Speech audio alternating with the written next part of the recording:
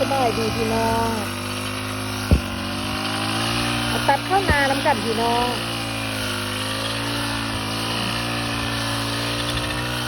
แล้วเล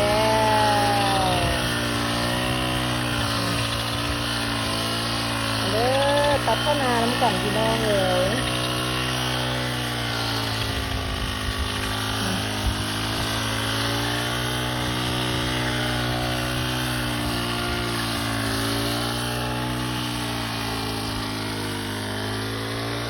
เบิ่งทางหญ้าทางเข้าเบิ่งอายุอาญะพี่น้องใจสิแล้วละไล่หนึ่งนะตัดออกเลยเข้าหัวว่านนะพี่น้องหญ้าขึ้นหลาย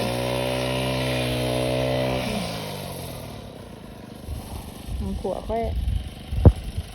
โดนเด้ มักจะเห็ดหนาอันพาเห็ดละบ่มีประสบการณ์เนาะเบิ่งดูอันเข้าก็เต็มให้เต็มนาอยู่แต่ว่าหญ้าก็หลายแถวว่านาเขาก็ไม่ได้มาตัดดอกมีแต่นาโตได้ตัดนะดอกหญ้ากับหญ้าผักบัวหลาย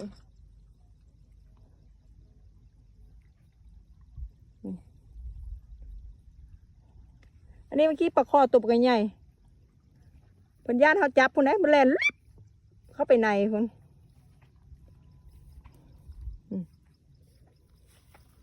ตัดแล้วมือหน้าเก่าปุ๋ยมาบ้าน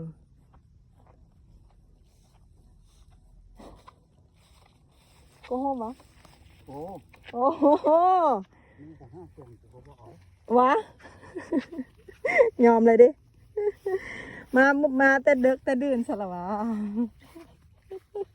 แดดฮอนสู้ไม่ไหวแล้วโกโฮมแล้วพี่น้องแดดฮอนหลาย11-12 โมงเมื่อสวย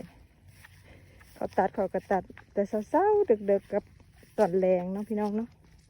เบิ่งน้ำข้ามคันนา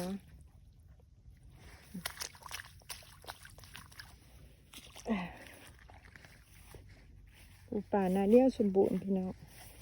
น้ำไหลนะฮอนหลายพี่น้องเอ้ยโกโฮมแล้วน้ำผ้าหนาวผัวว่ามือ500,000ก็บ่เอาละค่าจ้างนี่นะยอม